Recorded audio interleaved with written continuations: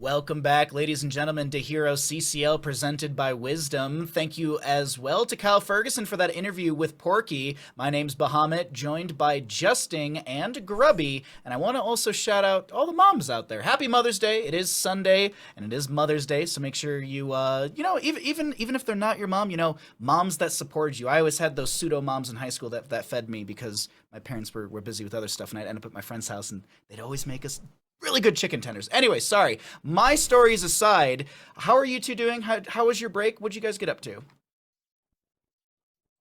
Well, I decided, since you always ask me, I started thinking very philosophically, should I be using these breaks for the maximum possible effect? So I started to be more productive in them. I got a lot of stuff done.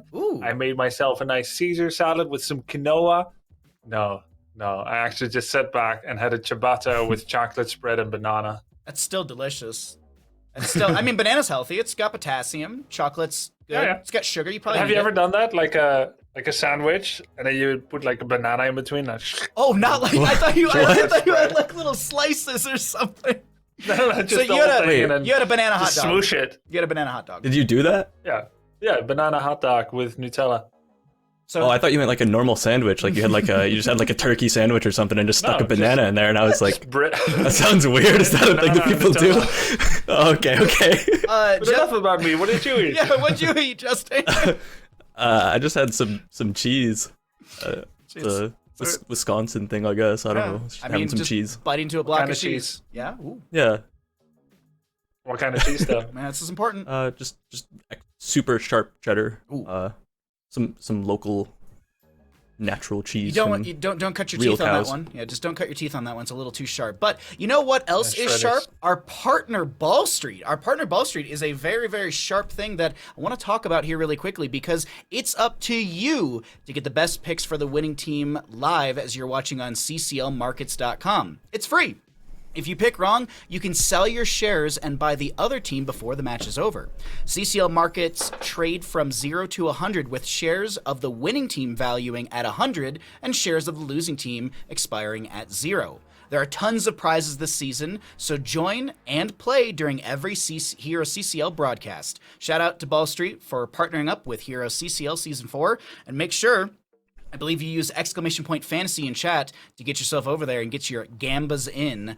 Thank you again, Ball Street. But as we've talked about sandwiches, we've talked about breaks, let's start talking about some Heroes of the Storm because there is another best of 5 that we're all getting into right here. Simplicity versus WildHeart. And I am super excited to start looking at some of these rosters that are going to be here. And we've got Simplicity and now Grubby. Can I throw it to you to break down the Simplicity roster? I have never seen most of these names. Apto, Dulal, Burr, I3er, Burr. Burr. So it's supposed to be like 1-3 is a B, yeah. Burr. Yeah, no, I get it. No, I do know that much. I'm not 80, and then Porky, of course, I know, and then Wishing and Slips. I haven't seen any of them. I'm looking forward to getting to know them together with you guys and chat. It's good to know that you're not 80 just yet. I think you celebrate that birthday this year, right? Yes, almost. Happy early birthday, Grubby. I think your birthday's next weekend as well. But either way, we got Justing to break down the side of WildHeart, a familiar face for you, I'm sure. Or faces. Yep. We've got some unfamiliar faces for WildHeart specifically in Haben, playing tank, IBTings, the new flex player, and Roger, the new substitute for the team. And from last season, we've got Mason Blaze playing that ranged, Weary Day playing the support, and Zergling will be the offlane player. Transitioning back to offlane, so I guess that is actually a change as well, as Zergling was playing that flex position, and he's going to be permanently offlaning. I'm really excited for this roster. Obviously a little bit fanning here, but Mason Blaze is a player that I've hyped up a lot. Weird Day and Zergling alongside him, just kind of the core team. Excited to see with Haben as the new tank replacing Tremor, how that's going to work out for them. I have had the opportunity to cast Wishing as the support in some of the Heroes Rise Contender Series before the season started, as well as Haben. Wishing is really, really talented on quite a few different healers. If I'm not mistaken, I have caught Wishing a few different times. And Haben's got some really, really good tanking. I want to say I saw an extremely good Diablo, and I did see some Anubarak as well. I can't remember if there's any Murden in the games, but I am excited to see Haben for WildHeart because it was a name I didn't know at all. all, and I got to cast a couple games, and now I'm just like, oh my god, yeah, you are a very good tank player. So some new names, some familiar faces, but we are going to be getting into another amazing best of 5 of Simplicity versus WildHeart Esports. And before we start breaking this down any further, let's start breaking down where we're going to be heading to for our first map in the second best of 5 here on HeroesCCL. It's going to be the coin flip won by the members of WildHeart, opting in for first pick priority for map number 1, banning out Cursed Hollow. The members of Simplicity will ban out Battlefield of Eternity. And since the opposing side has first pick, Grubby, we're going to be heading to Sky Temple, chosen by Simplicity. What are your thoughts here? Yeah, it looks like Simplicity is focusing on macro maps rather than micro maps. Battlefield of Eternity really coming down to very quick reflex micro calls and team fights, whereas Sky Temple can be manipulated more with the just general good macro and draft. Kind of makes sense in the opening match of CCL, where we've got several Koreans playing on the team of Simplicity. I think it's a good opening start. It's also a stark difference to what all the other teams have done so far today and yesterday, where we always have these solid 3-lane maps with kind of like lukewarm objectives, with the occasional Towers of Doom.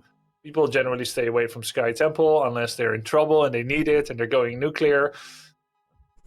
Opening with Sky Temple here, Simplicity. I like it. Different approach. Definitely different approach. And Justin, I want to throw it to you immediately. Do you have any thoughts as well when it comes to the draft, the map style, the play style for either of these teams, or just in general?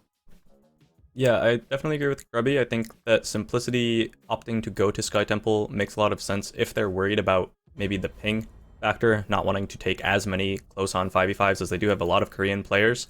That definitely might be something that they're thinking about a bit. And also, just if they think that they understand the game on a higher level, that they don't necessarily need to just skill check each other in a team fight, that just makes more sense to be looking to play for that macro style. But this also might just be something that is favored for the team, just stylistically, so it'll be interesting to see. This matchup is realistically probably the matchup that, after thinking about it a bit, I'm the most excited for out of all the matches we've seen this weekend. Really? Both of these teams, in my opinion, are the top contenders to be that dark horse for the power rankings that could charge up the standings and actually be one of the teams that gets top 3 or potentially could win it all. There's such unknowns between these two rosters. We have the mostly Korean roster of Simplicity, and we have WildHeart with the 3 known members, and then the Haben and IBTings, who IBTings was one of the best players, if not the most important player on Storm last season. So not an unknown player by any means, someone who is expected to do well. And I've been hyping up Mason Blaze and the rest of the core roster for quite a while, so I'm excited to see if either of these teams will be that dark horse. I'm giggling to myself because we have a first pick Sylvanas, but Grubby, that's a quick Falstad Hogger. I really like what Simplicity's already picking up.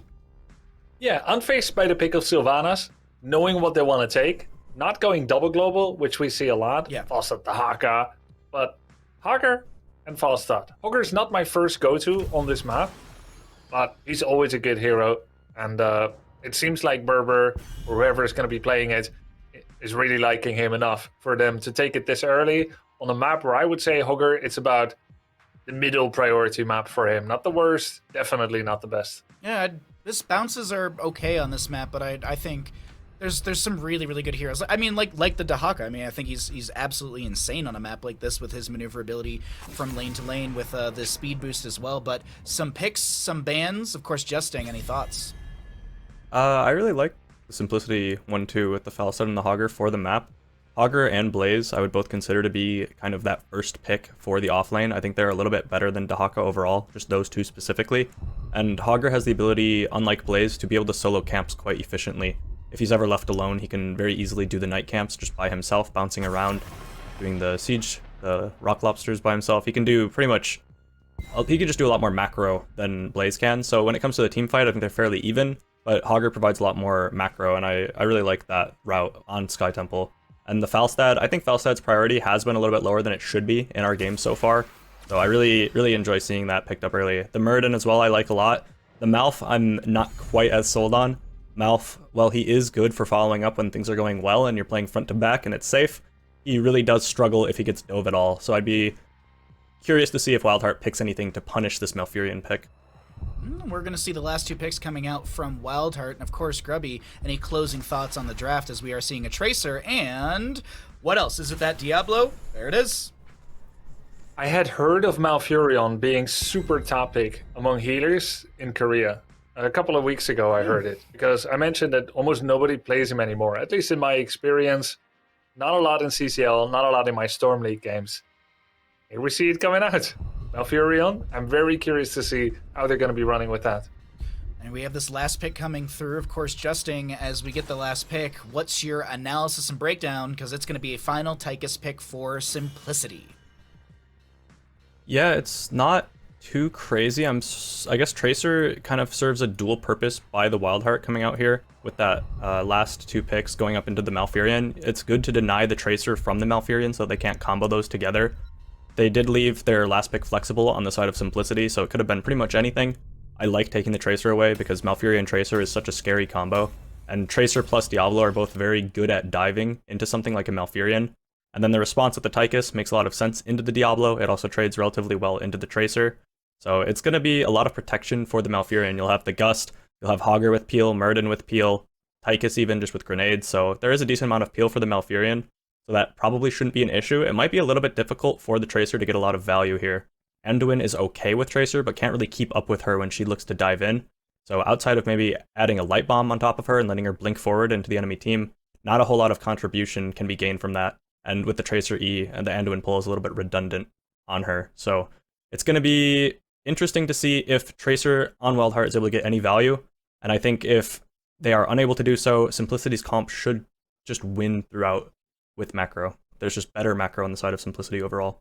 Alrighty, well, we'll see if that is going to be the execution from the side of Simplicity, because we're loaded on and up. And of course, as always, Justing, thanks for the analysis and the breakdown, because we're here over on the left-hand side on Simplicity's roster. Porky on the Muradin, Burr on the Hogger, Wishing on the Malfurion, Dulala on the Tychus, and Apto on the Falstad. Over on the side of WildHeart Esports, we got IBTings on the Sylvanas, Mason Blaze to play the Tracer, Haben on the Diablo, Zergling on the Blaze, and Weary Day on the Anduin. I'm digging the WildHeart draft. I like the Sylvanas play. I like the Sylvanas in general. The Diablo I've seen in the past from Haben, so I'm leaning a little bit into the experience and things I've seen in the past from him, and also just, well, we got that Blaze as well. Some big jet propulsions could be coming through as Mason Blaze takes a little bit of damage here. No one freeing Harrison Jones from the well right there above Diablo, but that doesn't matter. What matters is Grubby's thoughts and opinions on this matchup here between Simplicity and WildHeart Esports. Yeah, where Muradin is standing right now, there's that coin that the eye well capping, right, that you can take off. I completely forgot about that. You left click that a bunch of times, and Harrison Jones comes from Team of the Spider Queen. Too bad observers can't do it. Unfortunately. So how much did Sylvanas do here? 30% damage on the tower here in the bottom lane. I want to point out that Simplicity, essentially in theory, they had a 50-50. Sylvanas can attack top tower or bottom. Somehow they expected more from the bottom tower, and this was true. As Tychus gets deleted, their nice combo there by WildHeart going in on Tychus, hitting him with that Diablo combo into Anduin root. Now that means that the siege camp can get stolen. And they will steal it. That's going to be Siege Giants for bottom lane. These will actually kind of rotate into lane from the flank position, but we already have the Falstad Apto on the case and just clearing that up before it finds any structural value. Grubby, I think we've all played a Sky Temple game where you assume the solo laner will just clear out that camp, and then you look at your minimap and your fort's at 50%. Like, bro, dude, look at the map. It's right there. So. Yep. Or really anyone, but way too many times as a Deckard have I had to clear that siege camp. No. That's just, yes. Yes, but also sorry. did what he had to. He held the siege camp so that it didn't even get any shots on the fort at all. It's exactly what you want to do. It's also why sometimes teams in WildHeart's position may stick around to protect the siege camp. We saw that yesterday. It's a very deep protection, and lane minions are important, so you could actually lose out if you do that. Super early bruiser camp capture by Simplicity. Let's see how and if they can use it. At the moment they can't, because it is being heavily defended by WildHeart, who also have a siege camp push that does so much. Siege Giant's actually finding quite a bit of value in bottom lane. I'm actually a little surprised as to how much like whittle value or little value that WildHeart's found structurally in top and bottom, or defense, I guess, in top and value in bottom. This is looking pretty good for WildHeart at the start. First objective phase is always standard. First and second on Sky Temple is always standard. It's a double temple phase, one in top, one in mid. The second is always one singular temple in bottom. After that, it randomizes on the amount and where they are as Burr backs away, throwing out one of those easy throw dynamites. And just quickly looking at some of the questing talents or scaling talents, we have Master Assassin, we've got the Gathering Storm, and we've also got the Piercing Light for the Anduin. Shots will rain out through top. Shots are raining out through mid. This is not... I don't expect to see teams get this much value at the start. And yeah, okay, Tracer's being forced off of mid, okay. Yeah, but WildHeart just getting double lasers, even for a bit, it's not bad. More than 10 shots were fired. And again, it's almost double, almost double red again for WildHeart. But they stole a really nice chunk, more than 1/3 of the mid-temple if they end up getting the rest of top, which certainly is not a foregone conclusion. Weary Day was taking that a bit. WildHeart is doing good right now. Yeah. As for talent choices, Simplicity, because they are largely a Korean team right now, I expected some different talents that we don't usually see, and this turns out to be true. We don't really see Haggers going aggro range in Europe and NA anymore, but he did. It's going to give him more damage generation on his Hog Wild that also hits over a thicker radius. And that does, if I'm not mistaken, that plays into Pummel, right? Which is going to be reducing spell power. Yes. And if you're increasing your radius, then you can hit more enemy heroes with that. So some synergies with that. The assumption of Pummel being taken and then no control at level 20, I think, does that still benefit from some of these adjustments, or is no control and untalented? I can't remember. I believe it is not untalented. Okay. So no control would therefore benefit from that. I wasn't sure right there, but oh my god, I'm not sure about Tychus's health bar. That's another kill to the right. side. It is untalented. Yeah, oh, I'm a genius! It wouldn't be Take that, Twitch chat! In this case. They already knew that. That's true, they already knew that, man. Yeah. That's true. Porky is sitting in the bush. Haben will scout him out. A little bit of back and forth between the two tanks. Haben did go into the Fire Stomp build thus far, so building up some extra souls with the level 4 Soul to Flame. And we'll also be seeing some healing coming out from that as well. 10 talent here soon to be here for WildHeart, as there's a solid level lead, which is the constant pressure WildHeart's been able to apply to Sky Temple map number 1. Another siege camp steal here, taking candy from an esports team. WildHeart gets that siege camp. They're off to a really, really good start. Soon we should be jumping into the comms to kind of get the vibe check from both of them here as we have a chance. For now, we have Mason Blaze here, standing scout. He knows solo laner will want to go top. He's going to dismount him? No. So just looking at that would be cool. I was looking at some of the experience breakdown between both the teams as we're approaching 10 talents, and where the members of WildHeart are just jumping ahead by nearly 3,000 experience. 901 from Heroes. They have 1,299 from Mercenaries, and a little over 1,000 extra minion experience as well. That does push WildHeart into their 10 talent tiers. We'll have Tracer going into the Pulse rounds, which increases the range and charge rate from the basic attacks against heroes by 100%. So more Pulse bombs to be thrown up by Tracer. But speaking of things being thrown out, we got Mind Control and that Lightning Breath as well. Now, I mentioned Grubby. We do have this bottom lane altar. Temple, do you want to jump into some comms? Yeah, let's go to Simplicity first and foremost. Reminder, we may not understand most of the language, but let's jump in and see how it's like. In we go. Yeah, pushing top. Hogger Falstead mid, off the temple. 나 이거 Maybe. 죽었다. No mind the control. Just give mid, play temple. Okay.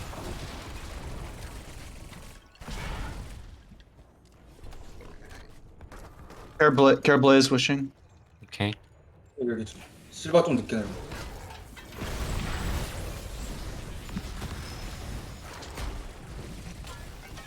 탑 밀래? 나 날아가게 탑으로. 미드 받아먹고. A little bit of insight as we jump out of those comms. Not Very as, you know, bit. not okay, Grumpy. Sorry, I wasn't prepared for that. But yeah, we got some very little insight into how things are being done, and obviously as the weeks go on, we'll hear more from this team. But Hopefully. I'm just saying it. Imagine if we hear nothing else. That was it. Lightning breath from Haven coming out as the light bomb gets onto Tracer, connecting onto Wishing. We have a kill onto Murrid and bottom for it to fall. Zergling with the jet propulsion. And Wishing is 100 and something HP, does go down to Tracer, Tychus to fall. It's gonna be a triple kill to the members of WildHeart, while Opto and Burr will steal away the camp for top lane, having another camp on top of that already, but whoo, boss to go over to the side of WildHeart, who are just making Swiss cheese out of the side of Simplicity.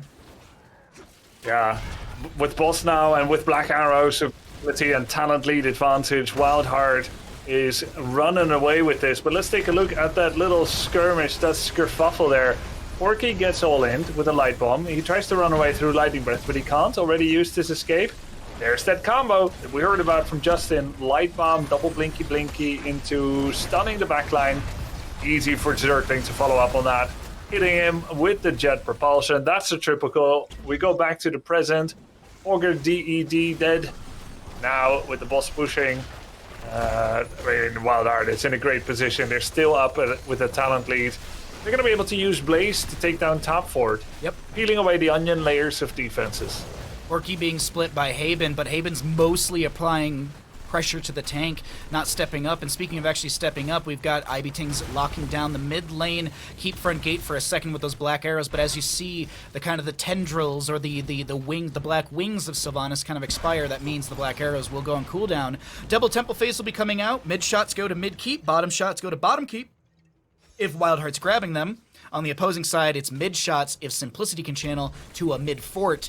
Bottom shots of Simplicity channels to a bottom fort. So you can see structurally, right now things are looking good for WildHeart, and I like this is what they're doing, and this is why I specified where the tower shots go, because bottom lane has 2 siege giants, as Tracer just grabbed one of them, and the boss. Boss is going to be up in 3 minutes and 30 seconds, but this is WildHeart setting up a win condition as Haben gets pushed into the bush. Porky body blocking really well. Nice leap of faith from Weary Day, as we're even talent tiers for the time being. Light Bomb a little miscommunicated right there. Might have been more of a zoning tool just to make sure Porky can't step up. Yeah. We've got mid shots going out though, and Sylvanas is proxying and pushing top lane. So while they may be losing bottom, they're finding, WildHeart may be losing their bottom lane fort. WildHeart's getting a mid lane keep and a top lane keep front gate. This is such a big trade in favor for the side of WildHeart. Assad flew top to intercept Sylvanas, but more than that, just to stop the minions from killing his towers. And now he has used flight. I think that they may be aware of this, WildHeart, so they know Falstad isn't here yet. They are converging. Blaze, Zergling with the flank. Over at the bridge, he misses his jet propulsion, but he turns on Pyromania. He jumps in with the oil, with the Pyromania. Ibitings jumps in as well. A little bit fast and loose here. Pepega aim here by WildHeart as the Chastas from Anduin does miss. The engage that had so much potential does not bear any fruits right now, but there will be another harvest coming up soon. Seconds away. We have mind control on a 20-second cooldown. A bruiser can't be invade.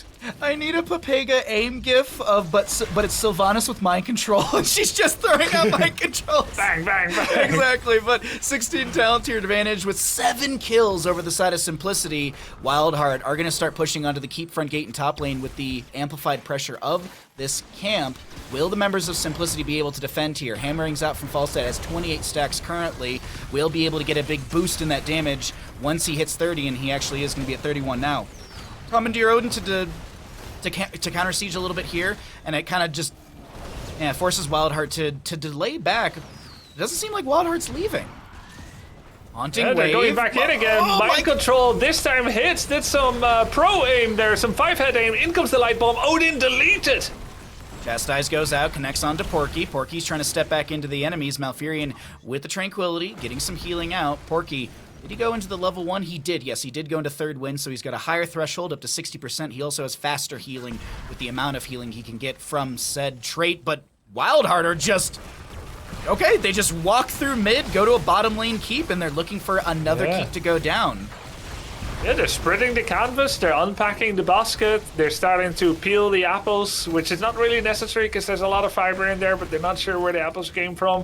They're laying out the picnic carpet right here. Like, they're making a nice little base, making a day out of it, a little field trip with the family. They took down the keeps, and Simplicity's base has been ravaged, their apple trees have been emptied, and now WildHeart, they're so close to victory. The next temple activating in 1 second. Blaze is kind of headed towards there, though he's wondering if it's safe to go alone. At this point, Bahamut, WildHeart is allowed to sacrifice the temple and to play in different lanes and entirely rely on vision.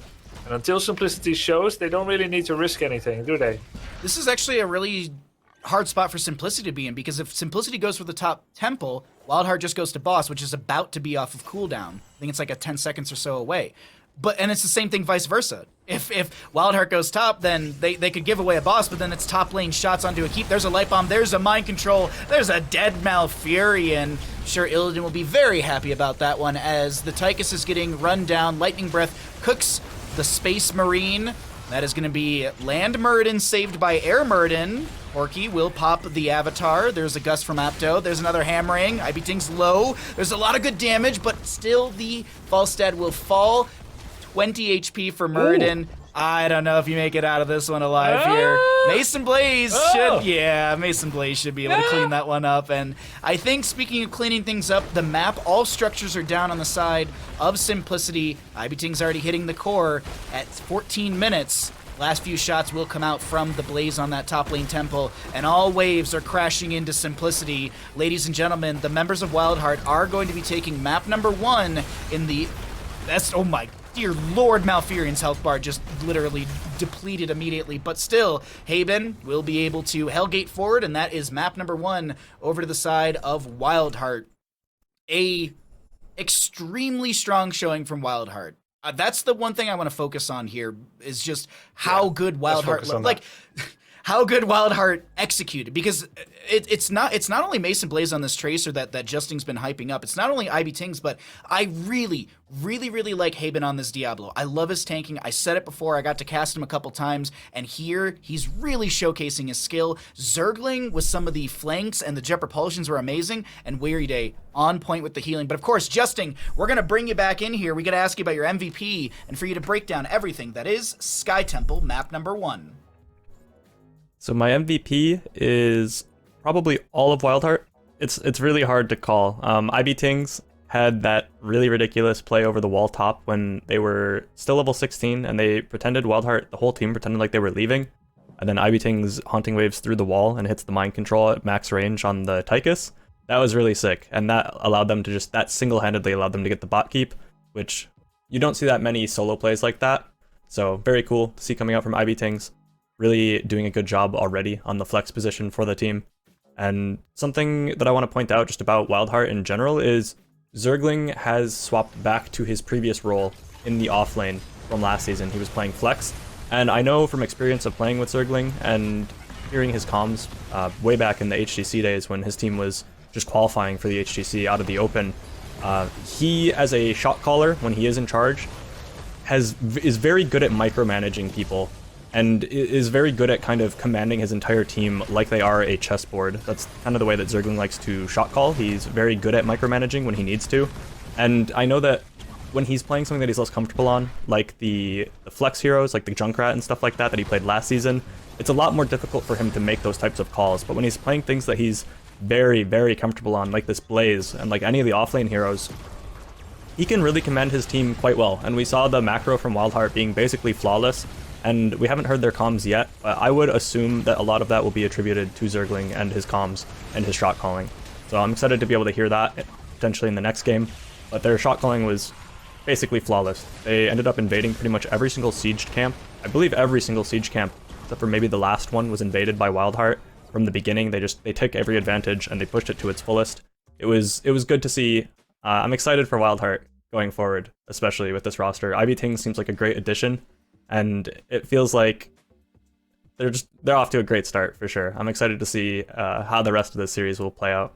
This was a really good map number 1 for WildHeart. I'm sure they've got a lot of momentum with that as well, because having a win 14 minutes, a little bit over 14 minutes into the game, definitely is a boost to morale, Grubby. Like when you beat a team, regardless, when you beat a team, or even when you dominate a team when it was 0-13, that's gotta feel great to start your CCL season off.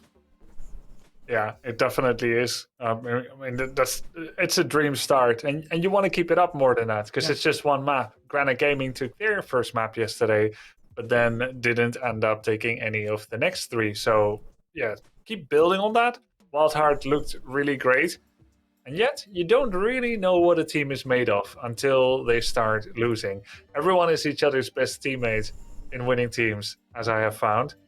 In losing teams, that's where you discover how people cope under pressure and with disappointment. Will they bring the energy up or down? Well, let's find out what the energy would look like on our next map, because we know where we're going to for map number 2 in this best of 5 series, and I'm excited to introduce this because, well, it's one of my favorite maps that we get in CCL Season 4. We got Garden of Terror coming back. This is going to be the map choice of WildHeart, as Simplicity has opted in for first pick priority. Oh, Justin. Will WildHeart innovate? Will they go crazy and do the cool thing, or are they just going to play quote-unquote standard and boring? I think they'll probably play standard and boring unless they feel like they need to do something weird. We'll see. There's definitely a chance. It is WildHeart, and I know Zergling definitely a fan of the weird stuff. I'm not entirely sure who's drafting for them this season, but I'm hoping to see some weird things coming out from WildHeart on this map. They did opt to go into another large map, which is a little bit weird. They did completely decimate the macro game up against Simplicity on Sky Temple, so it does feel pretty safe to go to another macro map, especially with, I'm assuming Zergling is mostly in charge of the shot calling, and yeah, I'm just really interested to hear that, because them going into another macro map just shows a lot of confidence in their macro. And we will definitely jump into the WildHeart comms for this game. I am very interested to hear what they're going to do. Maybe when if they get a Garden Terror phase, because who knows? I mean, Simplicity could just come out and say like, all right, that last one was a little bit of a fluke where we have a different draft and we can execute with that. But we'll have to see what happens because we are just about to get into the draft. And I usually go to Justin for this, but Grubby, I'm curious, any thoughts on what we could see draft, ban, priority-wise? Is there anything that you look forward to or like to draft for a map like Garden? Gonna sound a bit like a broken record, but I think Sylvanas should be removed. Sure. No, I'm with you on it. How many games of Sylvanas we had today? She's winning everything as well, which, it's also kind of like the teams that have become the best through scrims or through the formation of the teams that end up winning also end up believing in Sylvanas. It doesn't mean she's necessarily winning it. It means that the teams that are winning are picking her nonetheless, and that may mean that they have a good alternative. But still, she's so unique and so strong. I think top bans for me are Junkrat and Sylvanas, and then you can play with the other two. That's my opinion, but I might be wrong. I'm with you on that opinion, honestly, and I know you said you sound like a broken record, but it's true. I mean, that's also part of our job, is we kind of say the same thing in some of the drafts, because some of the drafts do. I've never actually heard a broken record, by the way. Oh, where it just like skips and it like keeps playing like the same thing, and like you hear like the it just goes noise? It sounds like Sylvanas. That's what it sounds like, I'm pretty sure. Okay. Oh yeah, I see. Yeah. Well, yeah, that's pretty much me in a nutshell.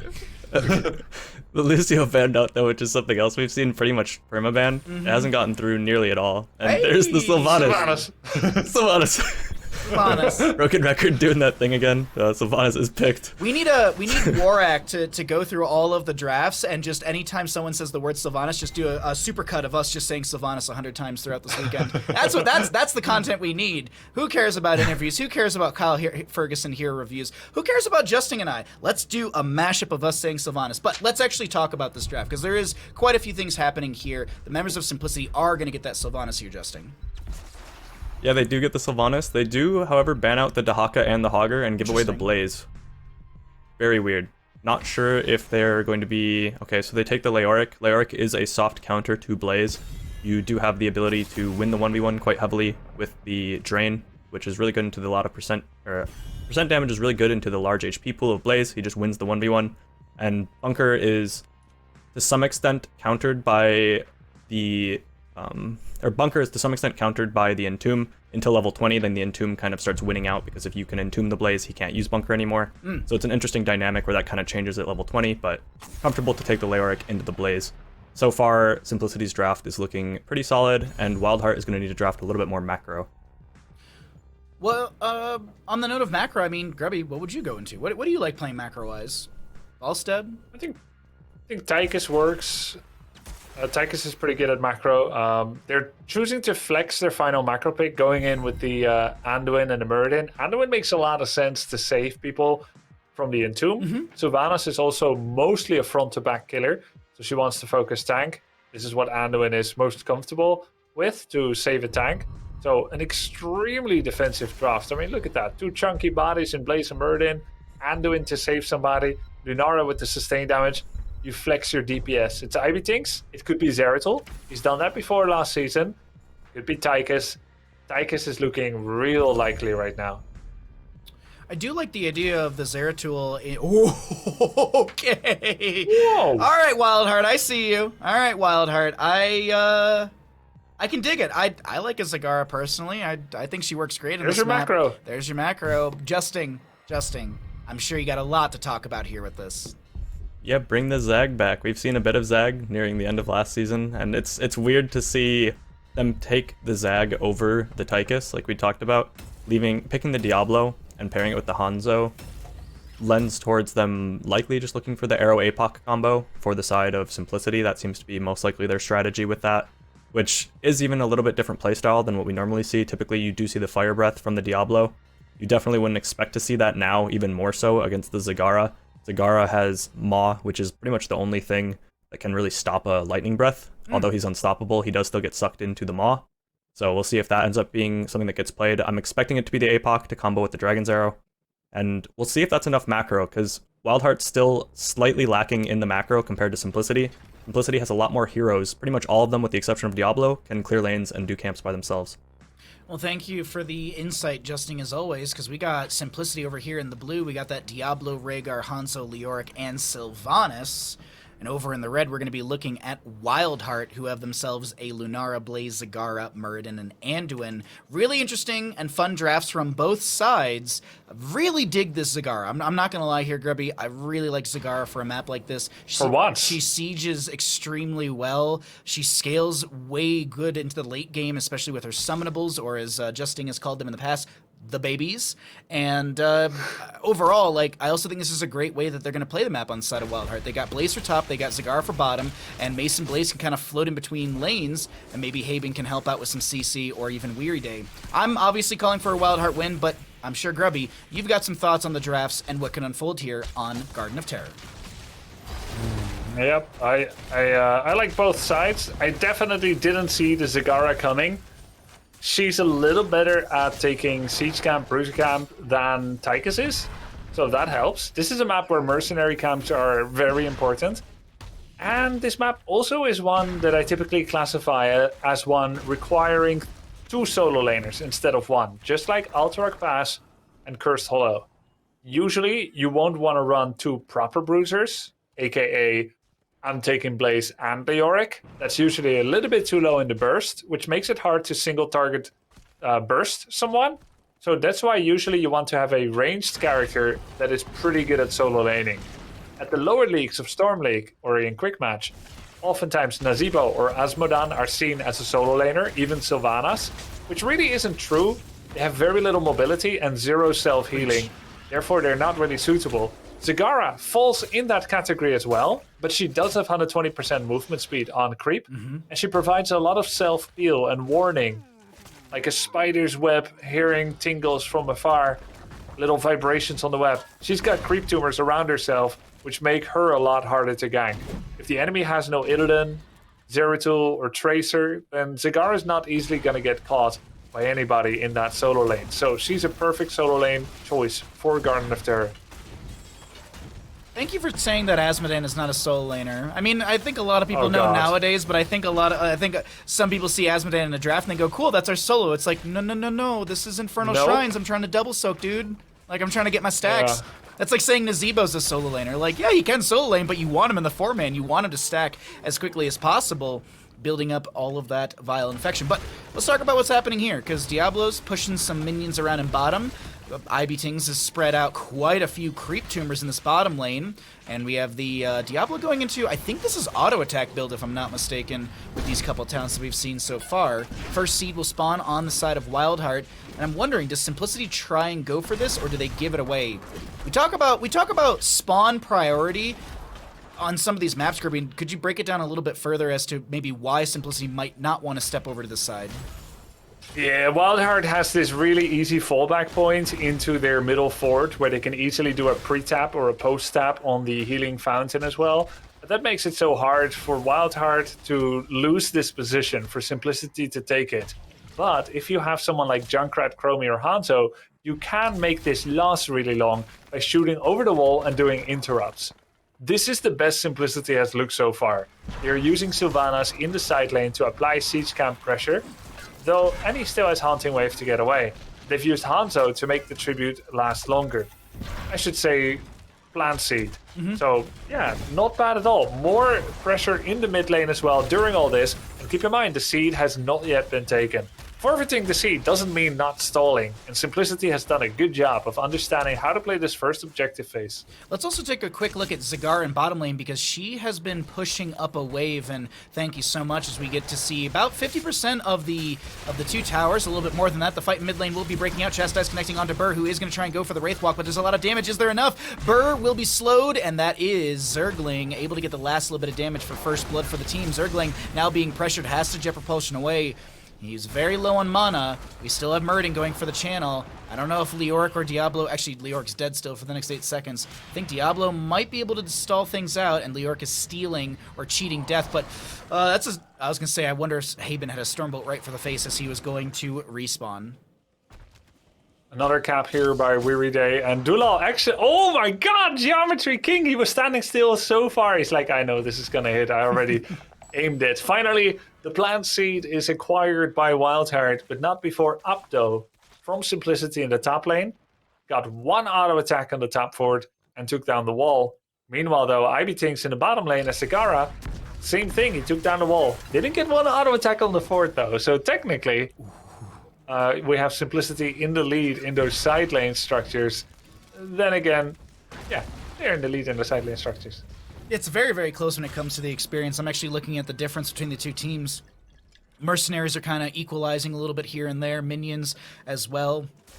And actually, with that camp just being grabbed, that is going to shoot WildHeart a little bit further up, because they do have that one kill. It's about 591 experience, but still, extra experience over the enemy team, yielding a half a level lead or so. There's a Dwarf Toss in from Haben. A lot of Banelings thrown out by IB Tings as 10 Talonteers hit, which means Murden has the auto attack cooldown reduction on his Stormbolt, as well as the piercing value. And when we look at 10s, it's nothing really out of the ordinary. Anduin's holding. I don't think he goes into Holy Word Salvation. I think it is going to just be Light Bomb. Yeah, I mean, he could theoretically do that if there is Lightning Breath. He's like, oh, Apocalypse is not going to take me down. Oh, Leaping Strike on Sylvanas in the top left. Apno goes down. Mason Blaze and Zergling get a kill. Chasing mid. He could do stand as one, but there's still Hanzo Arrow and Diablo's basic abilities. They could interrupt him out of it. It is Light Bomb. Light Bomb will be the choice for Anduin. We will see another seed to the side of WildHeart Esports and a fort to go down in the bottom lane, while the Siege Giants on top will be cleared out. Haben getting poked out by some of that scatter value. I actually don't know if a stack went through there. I want to point out Rhaegar's level 7. We don't see this very often, but in my opinion, it's a pretty cool talent since Rhaegar had the rework. So Purge, if it removes a slow stun root or silence effect on an ally, you heal them for 339 scaling. If you use Purge on an enemy, you deal 508 scaling damage to shields and reduce healing received by 40% for 2 seconds. You also have a passive of reducing Purge cooldown by 15 seconds, and that means that Purge is on a 30-second cooldown, if I'm not mistaken on my math. Actually, no, sorry, it's on a 45-second cooldown now. They changed Purge a bunch of times when it got released, and so it's 60 seconds now, reduced down to 45. Oh, okay, 60 to 45. Not bad, not bad. So yeah, we don't see that a lot because the level 7 totem talent is so important for totem build. Mason Blaze gets away from the Apocalypse combo. Yeah, there's still Leaping Strike. That was just, it's almost frame perfect, it seemed, but here comes an Entomb from the Diablo. The pings on to said Diablo, the Entomb from Leoric, but still, Diablo will fall. Bottom lane has a massive wave being pushed in. And I think Zergling saves this, but here is another objective. Zagara in top lane is just pushing onto a keep, and Leoric just has to back away. Zagara is such a going core hero. Going core being a hyperbolic exaggeration of when a hero is pushing so hard on the side lane, ignoring objectives so much that it seems like they're trying to end the game by themselves. Anytime any hero does that, I call them the Zagara version of it. For example, yesterday one of my Ana players was pushing by herself into keep by herself. Didn't go well, 9 deaths, unfortunate. But I call that Zagarana, which I found to be suitable. Zagara does it better than Ana though. He's already pushed down bottom forward, top forward, some of the top wall. WildHeart looking good again. I think that was just a purge right there from the Rhaegar. Yeah, I'm looking at the cooldown, so he's got that 45-second cooldown on it. As the Garden Terrors do spawn, they're going to be a little bit further down into, or further into mid lane, and that's where the priority from IB is already coming through. I want to point out Haben just constantly being out of vision, utilizing the ally vision to dwarf toss in and try and land these Stormbolt setups. It's really, really cool to see how this Muradin player is utilizing the allied vision. And he didn't go into dwarf launch or slow, or he didn't even go into Bronzebeard Rage at level 13. But I like what we're seeing with just the Thunderclaps being picked up, as well as that Skullcracker, and just execution overall, as that's a lot of damage on the Porky. Bunker in bottom lane will come down to save Blaze as he's chunked to around 30% HP. Looking not very good right now for Simplicity. They've lost their mid keep. It's only 9 minutes in, 0-3 in takedowns. And we have WildHeart ramping on the pressure as well. They've got a catapult here. They've got Zagara minions. You can try to push in. They're deciding not to. All right. They'll back away on the side of WildHeart. There's, what, 2 camps available. Siege Giants on the top left, Siege Giants on the bottom right. Muradin's splitting off. I think this is more of a scouting mission for Muradin. And this is what I was talking about. Look, he's got the vision of the creep, so he can see the enemy, but there's a wisp coming through, so Muradin's like, all right, I might have to hightail it out of here. I don't want to get ganked by the enemy side and stagger out, or even give a death over. He just wants to play it safe. Comeback experience is real. Teams that are down in level get more experience from kills than teams that are ahead. It is hard to get kills as the lower level team, lower talented team, and therefore there is a bit of a compensation to allow comebacks to happen. Otherwise there would be too much snowball. In comes a big dwarf toss. Lightning bomb actually gets blocked because Porky there manages a shadow charge and interrupts the follow-up lightning bomb. So Porky survives. All ults are still available. Lightning bomb is down. Now, Bahamut, there comes this situation where the right thing to do statistically is to get the talent advantage, the talent advantage eliminated, to make sure that you've got your level 15 before fighting. But the unexpected thing to do is to aggressively seek confrontation before you reach that moment. Which one do you choose? Turtle up and wait for your talent here. Obviously, you don't want to turbo int, but I see what you mean. Like the expectation is that WildHeart gets this for free and blah blah blah. But I see what you're saying. Like WildHeart doesn't expect Simplicity to step up, and maybe that's where Simplicity can turn things around. But it's just extremely risky because if you lose that engagement, I would say at this point in the game, it would be game over because there's already a keep down. So yeah, I think you have to be prepared to risk it all to be, if you want to be willing to win it all. Once level 16 is reached, that's where WildHeart is super careful for it. Line control comes out, bunker down from Blaze, so a trade onto Heroics right there as Haben dwarf tosses in. Chastise will come out and connect as Zergling gets locked in by the Entomb. Burr taking actually a lot of damage, gets the Ancestor healing. Apocalypse from Diablo will come out. Zergling trying to kind of find a window between all of those, manages to get, actually, Zergling gets away, but it's going to be Haben falling. Weary Day throws out the Chastise, and WildHeart's able to back away. With a seed spawning in 7 seconds, still pressure through top.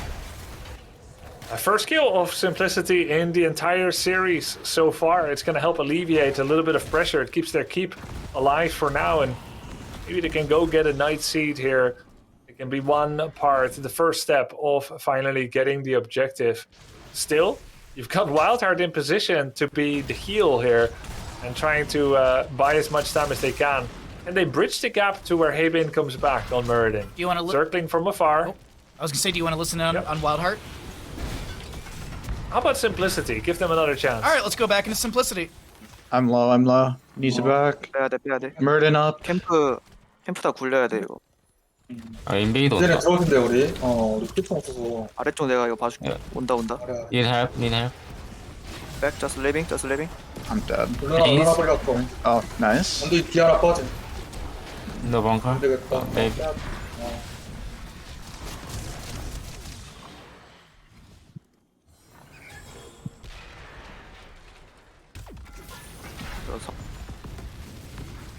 We got to hear a little bit here and there of what they were communicating. I think they were talking something about, and this is me once again. I'm just trying to listen on some words. I think I heard something about like half, so I think they were talking about Porky's like health pool at that point and just how they were trying to make the plays work out. Unfortunately, WildHeart turns things around, kills Leoric. He can cheat death, but still, that's more experience to WildHeart and a double camp on the map.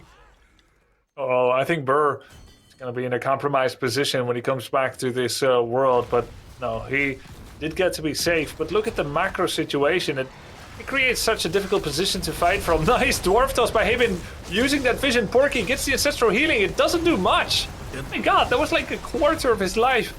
Diablo goes down in a classic dieback situation. Devouring Maul catches Sylvanas. Haben has his Stormbolt. He hits the Sylvanas. Sylvanas can't get away. Sylvanas is dead, no Haunting Wave triggered. There's an Entomb, but they really don't care on the side of WildHeart. What they care is the massacre that they're trying to go for here. Dwarf toss in from Haben, lands the Stormbolt. Alone Wishing is just trying to wish that they had an Ancestral Healing for themselves, and they don't. All 5 members of Simplicity will fall here. A pentakill, an ace to the side of WildHeart, and with that, the core will fall. It is going to be WildHeart in the advantage spot in this best of 5, looking to make things a 3-0 in week 1 of HeroesCCL Season 4. Well played by WildHeart here. 10-1 in kills. Relatively short game once again. Really good play, and I'm impressed with Haben's Murden, man, and love the synergy that the Zigara Vision offered in this game to give him good, relevant engages. I talked about this yesterday, but I want to bring it up again. We made a tank tier list with Justing, and I asked him for some tips to give to the world about being a tank. And the biggest thing that I took away is staying out of vision, staying mounted, and utilizing your abilities to set up your team for a victory. And Justing, what are your thoughts on this Haben Murden? Is he checking the boxes as a tank aficionado for you, or does he have some things to work on? He's definitely doing good with the general tank stuff. The talents are a little bit weird. He's the first one. We've maybe seen it 1 or 2 times, but it's very rare that you see the level 4 talent that he took alongside with the healing static at 13, which, if you're taking the healing static at 13, then that makes sense to me. Typically, we've been seeing a lot of that. I don't even remember what it's called. The double W thing at level 4 for Murden. We've been seeing a lot of that with Thunderburn. We see that quite a bit without having the healing static at 13, and then I don't really understand why anyone ever does that, but I have seen that before. So I like seeing at least the healing static coming out with that, because there is the synergy. You do get the healing static value twice. And there was that one time that he got picked. He was the lone death for the team. But overall, he's been looking definitely really solid with the rest of the roster. I think the main thing to highlight is just WildHeart's shot calling is very good. I think a lot of that is Zergling being comfortable, not learning a new role anymore, being back on something that he's really comfortable with, playing the Blaze again, just being in his zone, in his element, being able to kind of command the map. Grubby had talked about at the beginning, Garden of Terror being one of the maps where you sort of want 2 solo laners, and WildHeart played around that really well. They stalled out the first objective and allowed it to be stalled out on their side, and that whole time they just have Sylvanas in the top lane, or not Sylvanas in the top lane, sorry, Mason Blaze in the top lane, chipping away at the top wall, being in that 1v1 against Sylvanas most of the time. And then on the bot side of the map, you had the Zagara just running it down bottom as well. You had the Blaze top and the Zagara bottom for WildHeart. So they were kind of the solo lane bread to the game sandwich here. This is where Mason Blaze broke Porky's ankles with that dodge on the APOC. Absolutely ridiculous. Just Grubby touched on that in the game. Just frame perfect dodge on Porky. That was kind of where the whole game really broke apart for them, because that led to getting the third spiders, or this third seed, which led to the plant llamas being spawned. That was kind of the breaking point. That was where WildHeart really started tearing the game apart. They got the mid fort off of that. They had all the forts. That led to, with the objective phase, being able to get the keep, and that 2-level lead. WildHeart just basically able to control the whole map after that moment. Here again, I want to highlight Mason Blaze. He is going to dodge all of the APOCs. I thought he actually I thought he landed into one of them, honestly. Nope, Mason, he's just too good. He just dodged it again with the end of the animation. And yeah, a bit of miscommunication for sure from Simplicity, not hitting the arrow APOC before Porky did go down, but WildHeart capitalizing on every mistake, and right now, even if there were no team fights, WildHeart is just looking like the better team. Macro-wise, they're playing basically perfect. WildHeart right now looking like a very well-oiled machine. And Simplicity going to have to make a lot of improvements if they're going to want to stand a chance in Game 3 against WildHeart. You set it up perfectly here, Justin, because we are about to get into Game 3 in this best-of-5 series. It's do or die for Simplicity in week number 1. WildHeart sitting comfortable ahead in the advantage spot could be able to close out the series in a 3-0 and take a W for their team. But as always, before we get into this map number 3, we're going to let the players stretch their legs, get a glass of water, and as well as let us kind of take a few seconds here so that way we can go do another painting in between the breaks. So in this break, I want you to do one specific thing. I want you to hit ! prize pool so you can check out the prize pool over on Match Arena. If you'd like to donate, it's very much appreciated. We're at $4,255 because of your support for HeroesCCL and Heroes of the Storm. So thank you all at home for watching. Thanks for hanging out. Thanks for cheering along. And when we come back, we'll find out, can WildHeart 3-0 or will Simplicity start the turnaround or the reverse sweep potential? Don't go anywhere. This is HeroesCCL presented by Wisdom. Welcome back, ladies and gentlemen, to HeroesCCL presented by Wisdom. My name's Bahamut, joined by Grubby and Justin, and we are getting ready for map number 3 in our final best of 5 of the weekend. It's looking very good for WildHeart. I'm sure the stocks, the gambas, they're all going for WildHeart, but you never know. You never know what could happen, what kind of blunders can be made, and we'll see if the members of Simplicity can start rolling things back. I did see a couple of you in Twitch chat saying, it's time for the reverse sweep, and you know, it wouldn't be CCL if we didn't have a reverse sweep. I mean, actually, we didn't have one in the first season, but we had a ton last season, Diamond Hands being the ones who actually got to deal with a lot of that reverse sweep value, but before we get into the map, of course, just want to check in with both of you. How you feeling about the series? How you feeling about the day of games so far, Grubby? Pretty good, pretty good. Cool to see the Koreans coming out to play here with some different talent picks, some different hero prioritizations. And I think even though they've lost pretty badly in map 1 and 2 so far, this was kind of expected. We do have a little bit that their inexperience in playing in CCL and NA. So yeah, hopefully they'll scale well into the season going forward. This game was a little bit better than last game. We had that cool, probably level 1 to 8 period where Simplicity was able to apply some pressure on the other lanes during the objective. It did end up falling apart during some of those team fights. WildHeart, though, looks very strong. Nice to see them making next to no mistakes going up against Simplicity. And it will be lovely for them to close this out with a 3-0. And we'll see if they can do it. Of course, Justin, where are you sitting with energy and excitement levels for this? I'm excited for WildHeart, especially just knowing that like the way that the games have been won hasn't just been like something that you can say, oh, it's just ping difference. It's something that they're losing all the team fights. It's not even that. It's really that they're getting kind of just ran around the map by the macro of WildHeart, which is kind of a fundamentally more important thing for your team. If your team doesn't understand that, you'll kind of just automatically lose to teams that are better than you. So it's nice to see WildHeart, well, they may not be being pushed to their limits currently in this series. It's good to see them basically making no macro mistakes so far that we've seen, and it bodes well for them going forward.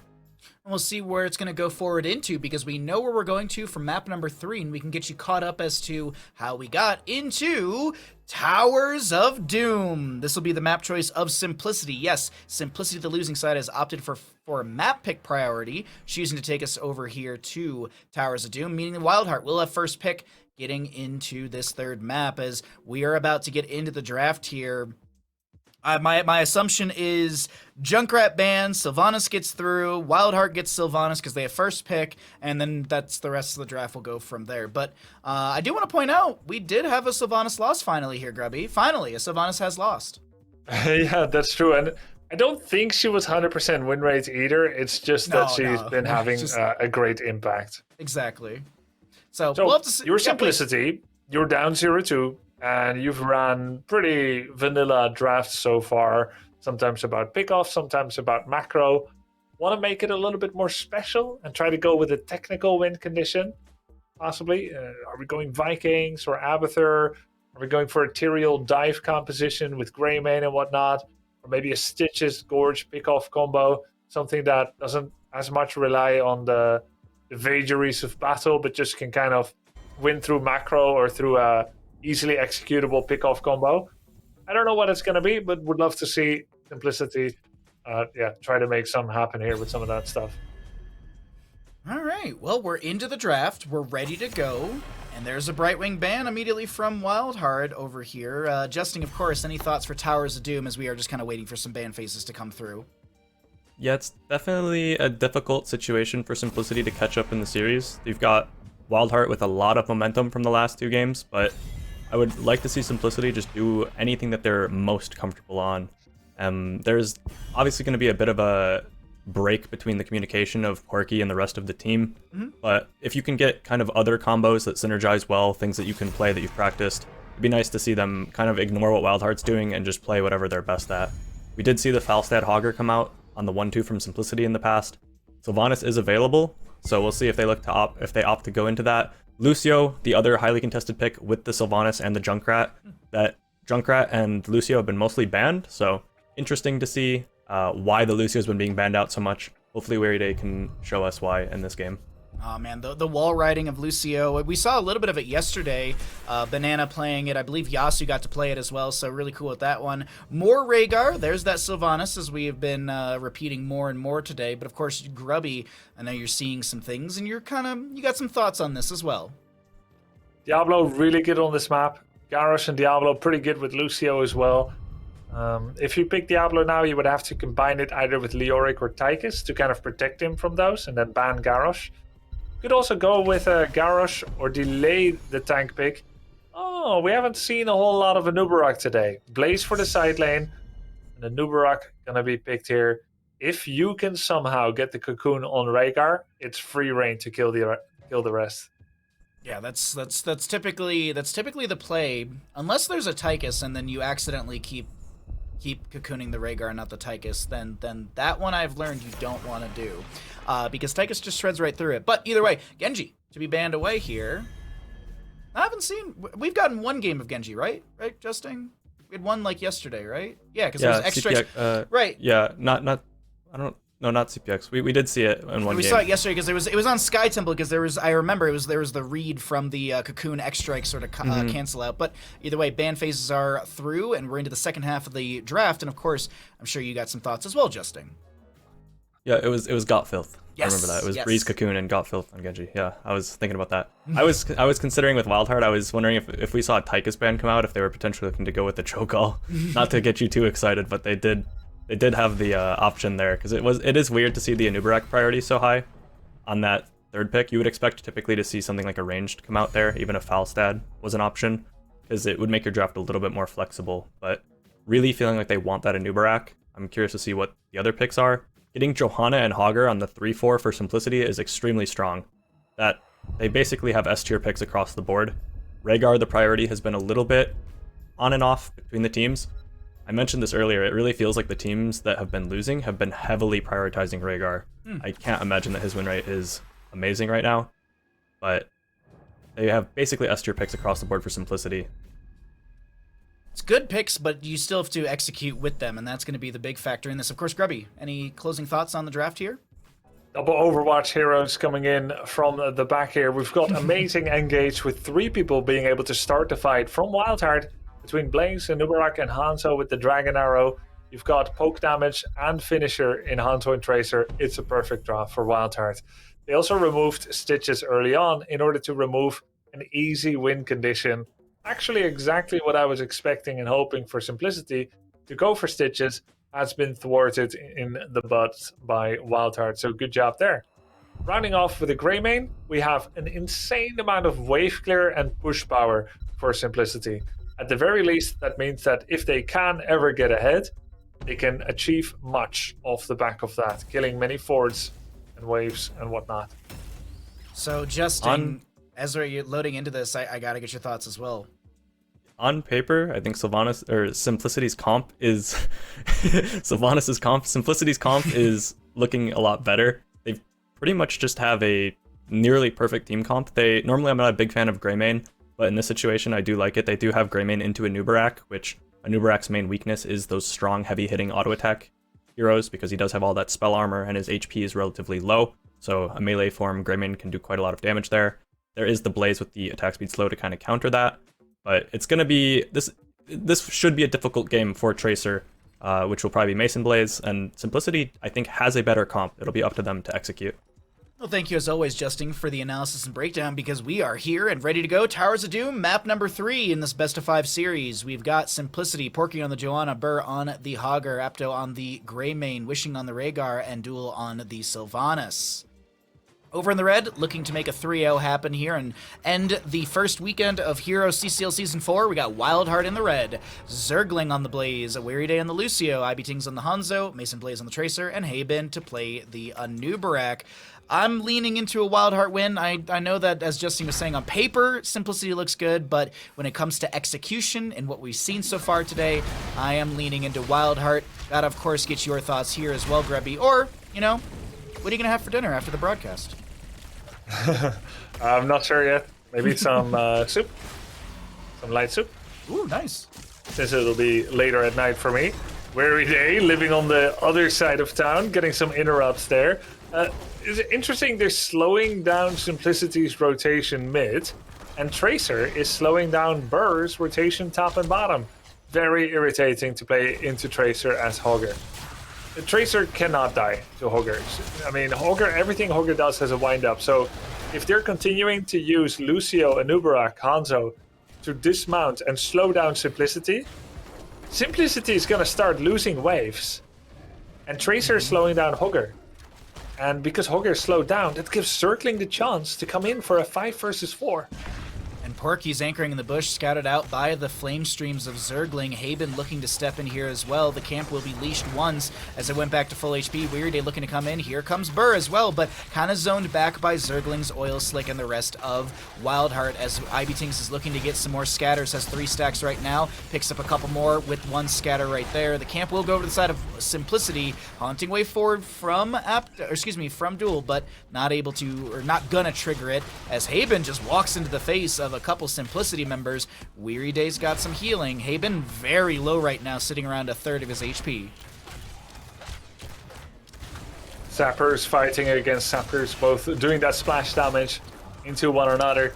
A very daring play by Porky? Mason Blaze. They're going in on Porky. Porky does still have Unstoppable. Phew. Great bait. I was sold on the bait right there because I thought Porky was definitely going to be dead, but pops the Iron Skin, backs away, and Fort Talon is technically hit first by Simplicity, but it's not by much. We're talking a little bit of experience difference, and that's mostly just from wave rotations and clear, as we do have the top lane continuing to be the Hogger and the Blaze. Looks like this will be Tracer and Anubarak kind of clearing things out in mid, as our first objective phase is up and available. Standard at the top left and right. The only RNG or change is that the center or bottom altar can be the third one. You either get in the center position or bottom where it is right now. Pulse Bomb out from Mason Blaze, just applying as much pressure as he can to Simplicity. Hogger going in with the spin there, getting himself back to safety. Also went for the pummel, the aggro range build. Greymane meanwhile goes down. Hard to get away from Lucio as well. Mason Blaze, Weary J, and IBTings, the triple Overwatch heroes chasing Rhaegar. They get him down as well. Porky might be body blocked through his own gate, but it's Haben's a little too aggressive there. Porky is forced to Hearth, but it's still, and it will still be 8 shots into the side of Simplicity, but Haben going down does give a chunk of experience over to Simplicity, and I'm sure they're pretty happy about getting a little extra experience to kind of keep this gap close between both sides.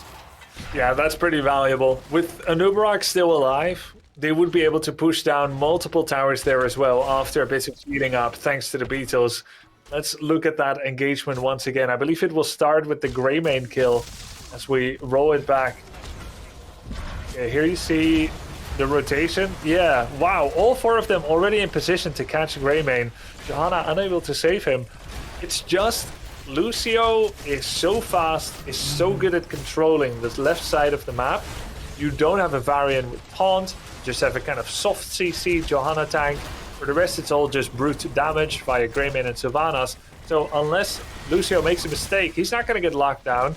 He can do those interrupts, slow you down constantly. And in doing so, while Lucio doesn't have wave clear, he performs an anti-wave clear power and speed value by slowing down the opponent's ability to rotate mid and boss, arrive in strength, and clear waves quickly enough. Good utilization of the info on the map, seeing that Blaze is in the top lane and Simplicity invades onto the camp on the right-hand side, knowing it's a 4v5 in Simplicity's favor. Steals away the camp. It doesn't get into lane. The bottom lane does get pushed in. Porky taking a lot of damage. Do they have the ability to get away? No. Hanzo gets the snipe with the help of Tracer. Single altar popping up, and this should be going over to the side of WildHeart. Porky will respawn roughly like 1 second or a couple, actually like 1 or so seconds after the objective spawn, so I don't think Simplicity can deny this, and things are starting to spiral out of control here as 10 talent is about a quarter or 3/4, maybe half a level away for WildHeart.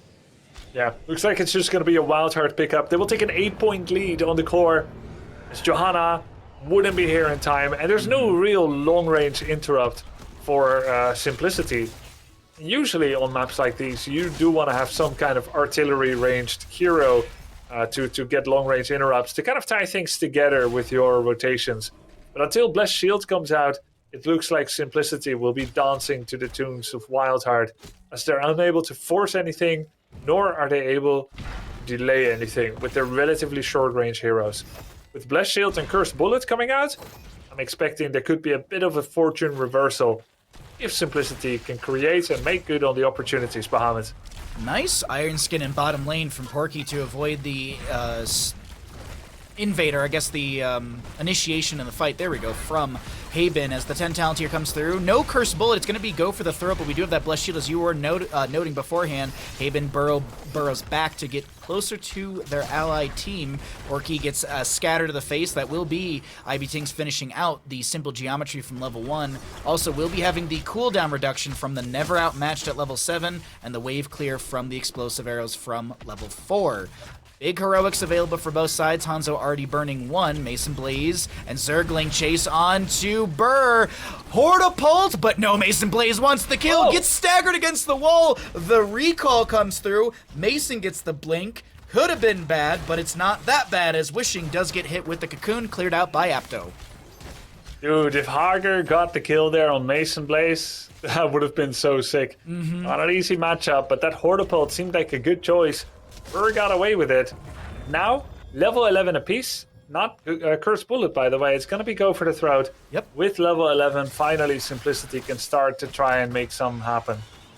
Blaze and Hogger in mid lane. There was one delay from Haben. Apto is not going to be stalled out. I thought they actually did get Weary Day and they're quick enough for IBTings, but not the case. And it is going to be 28 to 32 in core HP. See how this is going to go. Look at Porky to maybe make something happen. They see Blaze. Greymane now loses his... Oh no, he still has Inner Beast. He went for Viciousness, which gives him a 4-second window to keep up auto attacks and spells. So he still has his attack speed. Now he no longer does. Yeah, I think his weapon stopped glowing. So not a good time for him to start fighting right now. Nice scatter there by IBTings. Big damage on Porky. Yeah, that glowing weapon is the signifier for any sort of inner beast active. Much like, you know, if you look at Butcher and his cleavers glowing, that means that he's got his stacks done. Zul'jin, I believe he has 2 different like glows. Like one of them is like his weapons start to glow, I think, when he's at the first half, and then his tattoos start to glow when he's at the full mark. Really? I think it is. Yeah, it was. I was discussing. Idea. We were talking about this randomly in our chat one day. Jaina has something too, and wait, hold on. No. I just want to say, a little unusual for Apto to just walk into a bush, get blocked by a tank, and not register it for 2 seconds. It's already risky for a DPS to do that, but he did have his friends with him, and he's fine. It did draw Purge, though, Purification, which is now on cooldown. Or, oh no, actually, never mind. Purge is still available. That's a lot of setup damage for WildHeart, but it's Blaze to go down. The high fives from Weary Day save the moment here. Haben throws the cocoon out, but there's still the chase. Haben pops the Hardened Carapace. It looks like he did go full W build, so he'll basically be able to have Hardened Carapace available almost all the time. You also get mount speed whenever you tap W from the Shed Exoskeleton level 4, which does give you just the ability to wiggle away from some of these moments, but also the extra spell armor. Duel's taking a lot of damage. This might be a kill onto Sylvanas. 15 HP is how low I saw it go. And Porky and friends are just trying to make something happen with Blaze rotating back in. It's been 4v5 and WildHeart holding strong. And this is not looking too bad either for Simplicity. Ivy Things is cancelled there by the shield glare. It looks like Rhaegar has run out of healing though. Nice dodge on the jet propulsion. It feels risky for Simplicity to continue. They're considerably less healthy right now, and it's hard to get the interrupt there. No, they're going to let it go. I think that's wise. Yeah, I'd agree. I would absolutely agree with this. I think the positioning has just been forced, or the Simplicity's been forced out of position to step into this, and just respect the enemy. It's not like it's do or die. It's 24 to 28 when it comes to core HP, so still only a 4 HP difference between these teams. And maybe when we get to the next altar phase, maybe when we get another single altar or something like that, we can jump into some WildHeart comms and see how they're getting along. Ooh, mid. Youch!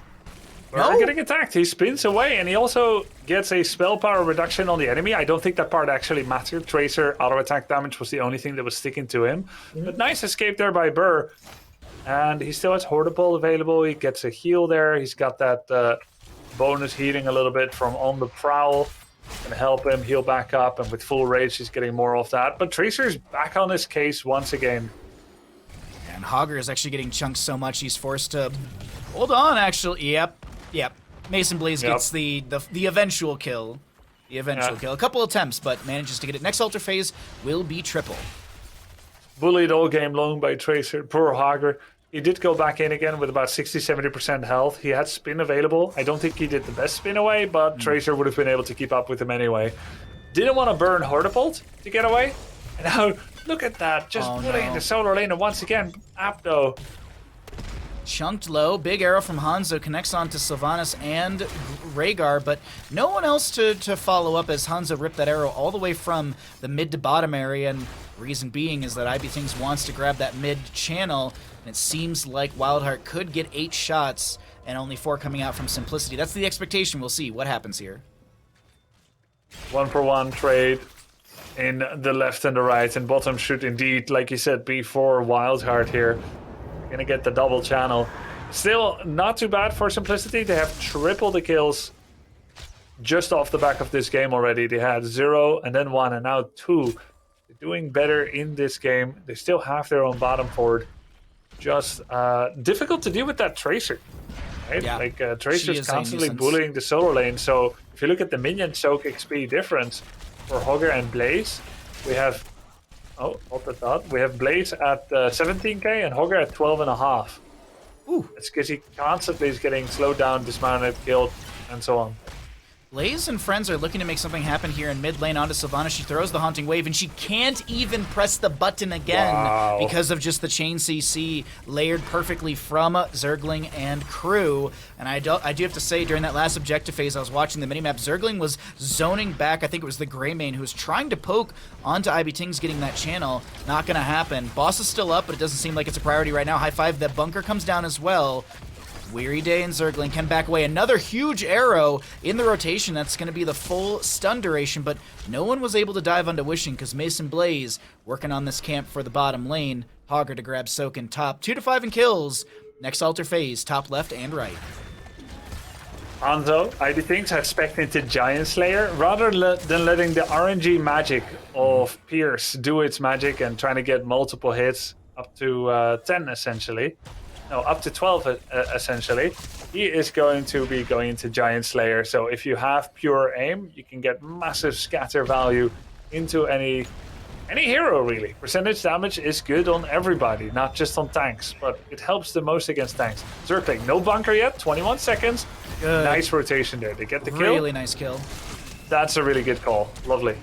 But with that, there is the mid lane bell tower to fall, and that will be Potentially 5 shots from WildHeart, 3 shots. Oh no, Apto gets interrupted. There's the Pulse Bomb. There's the Cocoon onto Hogger. Greymane goes for the Razor Swipe. The Ancestor Healing's on a 10-second cooldown. It did not connect onto Apto in time. Mason Blaze blinded. That's going to be a couple seconds without any sort of autos. Still coming in here. Duel going for the channel. Gets interrupted by Ibitings. The cleanse comes through from the Rhaegar as Wishing gets hit with the Pulse Bomb. Very low. A Nubrek is going to be zoning. There's a Wailing Arrow from Sylvanas as well. Haven starts to wander out of this engagement. They still have the mid lane bell tower in WildHeart's favor, so he's got a safe area to go to. We've got Hogger in top. He's looking for a tap, but Porky is going to go down to the scatters of this Hanzo, as here comes Burr with a huge Hortipult, looking to get the damage onto Haben, has a nice back and forth, manages to land over here in a safe spot. IB going for the channel once again. We've got Blaze over on the right-hand side. The assumption is a lot of damage into Simplicity's core, as that's Burr getting low, tries to go for the spin, can't get it. That's 5 more shots in from the right-hand side. I feel like with the 3 kills you just got, why not just go boss and guarantee the enemy being at 2 HP? Yeah, I think they're going to get bottom tower and then go boss, which will probably work out fine. Bottom Sapper Camp is 25 seconds. The bottom tower gives you level 20, and you can still get boss all the same, but now you're also sitting on the bell tower already.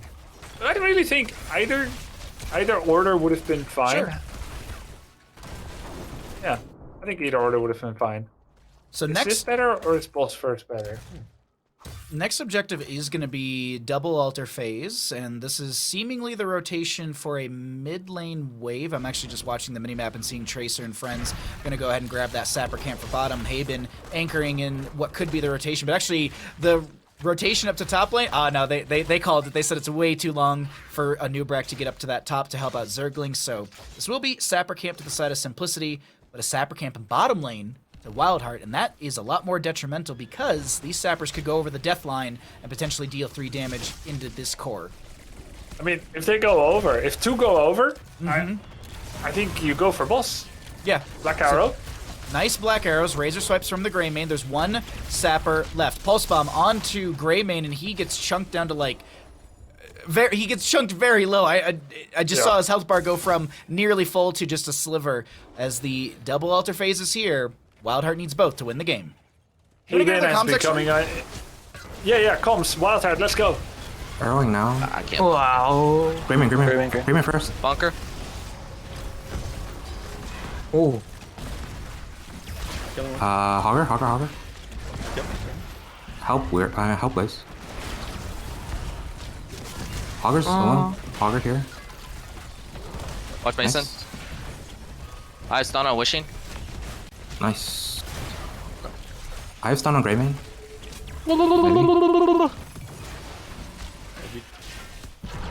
Guys, we got the better Korean. Whoa. I have to go now though. I have to go. So see you guys. And just like that, Grubby, it's going to be map number 3 to the side of WildHeart Esports.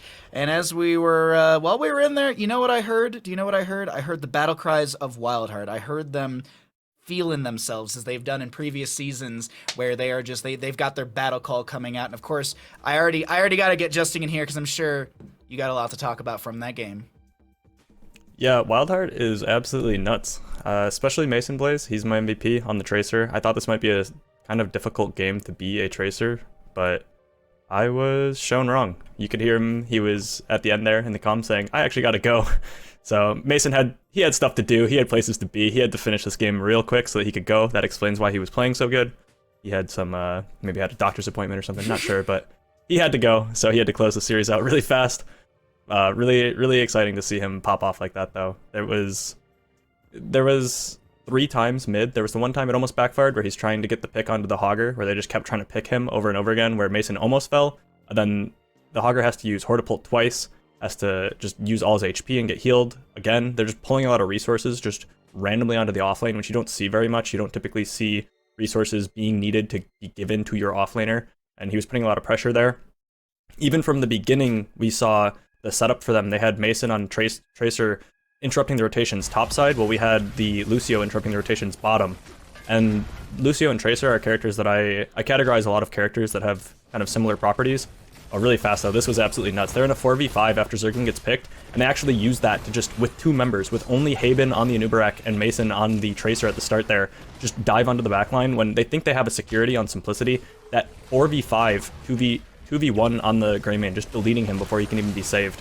Just really, really nuts play coming out, and good synergy between Haben and the Mason Blaze with the Anubarak and the Tracer. That was just absolutely nuts.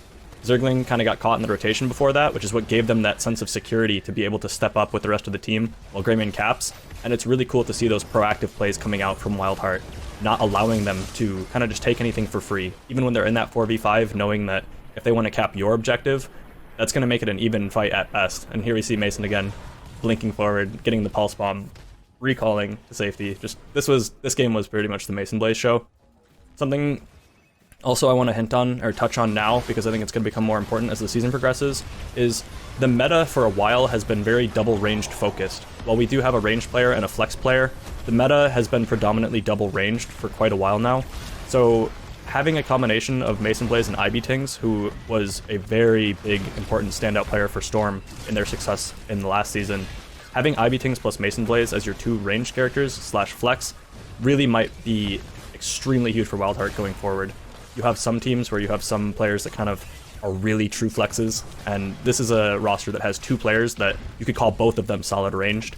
And I think as the season goes on, if we continue to stay in a double ranged meta, will be extremely important. But really glad to see WildHeart just completely popping off. Zergling back on his main role with perfect shot calling, maybe a bit of mechanical errors, not quite used to that anymore, but I'm sure that that'll come back, and just excited to see what WildHeart's able to do throughout the rest of the season. WildHeart had an insanely good showing today, and I'm really, really looking forward to see what they can do in the future. I think Haben is one of the players from WildHeart that I'll be watching the closest, because I just feel like he had so many integral moments. I mean, if we go back to Garden of Terror, staying out of vision, utilizing the creeps of Zagara to then make those initiations with the Dwarf Toss Stormbolt, and then there was, I believe it was Chastise from Anduin to follow up, or there was some sort of other CC just to lock someone down. So I'm very much enjoying watching WildHeart, and excited to see what they do up against Oxygen next weekend. But before we start, wrapping things up, we do have an interview coming through in just a second with one of the WildHeart players, so we will, once we have that ready to go. Oh, we actually do have it ready to go. So let's go ahead and get Weary Day in here and start asking him a few questions about that matchup. Weary Day, congratulations on your victory up against Simplicity. How you feeling, my friend? Pretty good. Feeling pretty good. I got to turn up your audio really quickly for myself so I can hear you. Yeah, but no worries. Don't apologize. But either way, I'm glad to hear that you had a great game. And of course, before I ask a bunch of questions or anything about next weekend, let's throw it over to Justin for a question or two. Yeah, I've got a question. How does the healing feel now? How does your role feel? How is the difficulty of it now that Zergling is a lot less in the 4-man on things that are a little bit squishier and more on things like Blaze? How has that felt from your perspective? Yeah, I mean, Zerg definitely has a really large impact in offlane, right? Especially when he's playing like one of his comfort heroes. I think especially with like Haben in our like 3-man or 4-man, right? We'll kind of just have to like crowdsource the shot calling a little bit in terms of like 4-man rotation, because Zerg can't really like babysit us the entire time. So we're still figuring that out, but I think so far it's been going good. Very interesting. Grubby, any questions for Weary Day? Weary Day, do you have a lot of prior playing experience with Haben? No, actually. This is the first time, well, like the last few weeks, I guess. But yeah, I think so. We saw him playing like HRCS. He had like good comms. He was streaming his like POV. Despite the language barrier, I thought like he really showed up and like, kind of carried his team a little bit. And we just decided to give him a tryout, and the rest is history. Do you feel like his style feels a little different? Like I noticed he had a lot of over-the-wall burrow charges this game, some pretty clever engage angles, and got himself into really good positions. He was quite effective. Yeah, so I mean, obviously, like everybody has their own style, right? But I mean, Haben definitely understands like how to play vision and what are like good engage opportunities, and he's really patient with it. And I think we're meshing pretty well so far. Oh, nice. That's very, very. I'm glad to hear that, and I think the sentence you just said, we're meshing really well. I think you all showcased that beautifully in the 3-0 that you just had up against Simplicity. Before we go to shoutouts, I do want to ask you, next weekend on Saturday, May 14th, you're going to be going up against Oxygen. Oxygen had a really dominant game or a series yesterday up against Chili Mountain. What are your thoughts or anticipation or anything about that matchup that you have next weekend? Are you nervous, excited? Do you feel like you can 3-0 them? I don't want to jinx myself or anything like that. They're Sure, definitely yeah. like, as far as like the teams that we have right now, they're definitely one of the stronger ones, I would say. Especially like, you know, they've been playing a lot on EU together as well, right? So they have prior experience. They're all like really good players. So it'll be a tough matchup. We'll just have to try our best to be prepared and just, you know, show up. A humble answer, so that way you don't also curse yourself next weekend. So I like that one. But of course, as I mentioned beforehand, any shouts that you'd like to give, the floor is all yours. Yep, just shout out to the team. Shout out to you guys for casting us, and shout out to HeroesHearth. Well, thank you so much for joining us, Weary Day. Congratulations once again on your victory. Good luck in your scrims in the upcoming week, and we'll see you next Saturday up against Oxygen. Yes. Alrighty, well, with that is our final matchup, our final interview. That's week number 1 of HeroesCCL, and I gotta ask both of you, what are your thoughts, Grubby? I want to start with you. Any sort of thoughts from the matchup we just saw, from today, from the whole weekend in general? Weary Day, wiser with magical powers than us. He doesn't want to jinx anything. We as casters constantly make that mistake. Sorry, Lauber. Yeah, sorry, Lauber. In our arrogance. Yeah, they looked good. He realizes that more challenges stand in front of them. So, but WildHeart looking pretty confident here. A strong team. I think WildHeart looked strong on paper, and it is a little harder to gauge them just off the back of this match. So, but they looked good. They looked good. I think they definitely showed up. Not perfect yet, but started the season. If there's anything we learned from CCL season 1, 2, and 3, is that every single team keeps getting better as the rust of the offseason is shaken off, and teams are learning from each other and sharpening their meta. I think this was a great bar here this first weekend to be set, that everyone will be trying to exceed in the upcoming weeks. And Justin, any thoughts? Same kind of question to you from today, the weekend, or even the matchup. So Sylvanas is really strong right now. That's something that I've came to find, that she was good before, but I think it's just that kind of the priority has been nailed down a little bit more, because there hasn't really been any real changes to her. It's just that she's kind of just does everything pretty well. She's really safe, and she sort of just does everything that you want from a ranged. And Tracer also, I kind of thought about it a bit in that last game. This is mostly just a draft thing, but Tracer kind of feels like a fallback for Sylvanas, because she's kind of just does everything. She's a little bit squishier, a little bit riskier, but she sort of does everything. She's really safe. She has burst, sustain damage. It's interesting to see the Lucio priority change as well. And with the team's priority, or the team power rankings, I guess, Simplicity not looking like they're going to be at the start of the season, at least. My dark horse pick, WildHeart, might be stronger than I had initially thought. And granted, I'm still kind of unsold on whether they're going to scale up enough by the end of the season. They didn't look great at the start, and Storm looked better than expected. But other than that, I think the teams that we expected to perform really well did, for the most part. And just excited to see kind of who's going to be scaling up as the season progresses and who's going to be improving from here.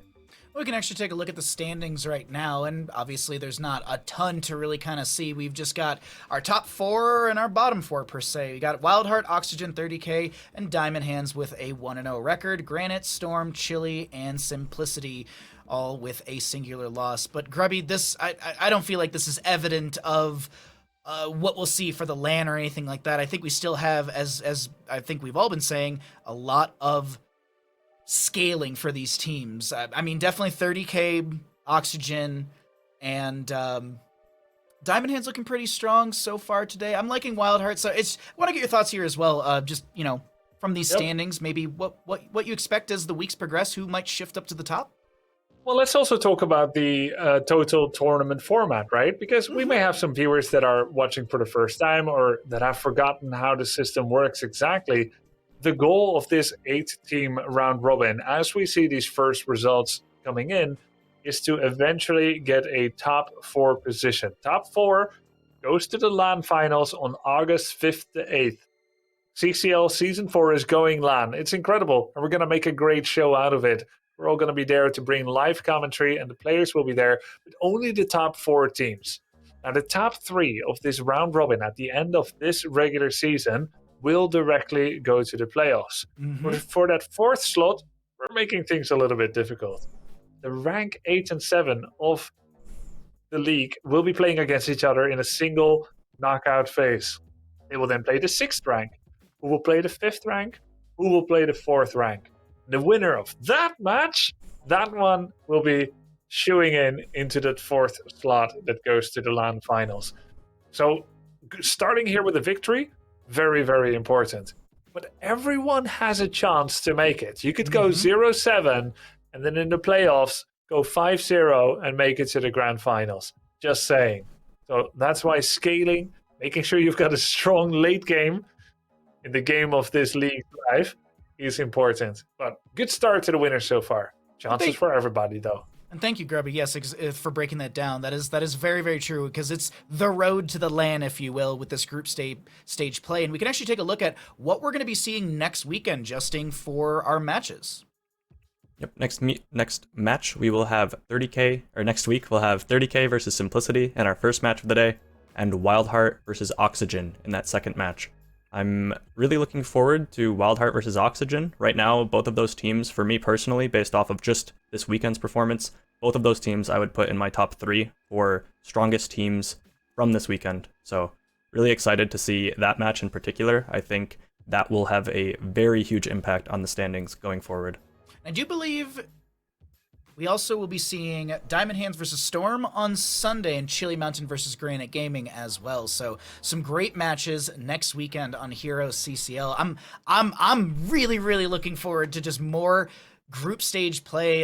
Can we just skip? I know some of you are like, no, I gotta go to work, I gotta make money, or I have a day off or something like that. Screw that. Let's get into next weekend's games. Let's just jump to next Saturday, because I'm already teeming with excitement to see our upcoming games. But it's been a really fun weekend here on HeroesCCL. Want to once again thank you all at home for donating towards the prize pool. We're over $4,000 because of your generosity. We really, really do appreciate all that support that you have brought to HeroesCCL. We also want to thank our sponsor, Next Level Gaming, for joining us for the 4th season, and our partnership with Ball Street. I'm sure a lot of you are having some fun with the Ball Street predictions for each of these games, and once again, thank you, Ball Street, for partnering up with us for this season.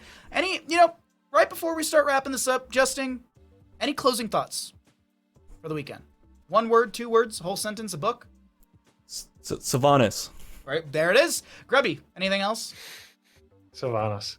And from me as well, Sylvanas, thank you all so much for watching HeroesCCL Season 4. This was just week number 1. We're going to be back on Saturday and Sunday, May 14th and 15th at our standard start time, 11 a.m. PST, 2 o'clock EST, and 20 CEST. From everyone at Wisdom, Grubby, Justing, and myself, we thank you for watching and supporting HeroesCCL, and we'll see you next weekend for more matchups. Until then, we'll see you in the Nexus. Good night.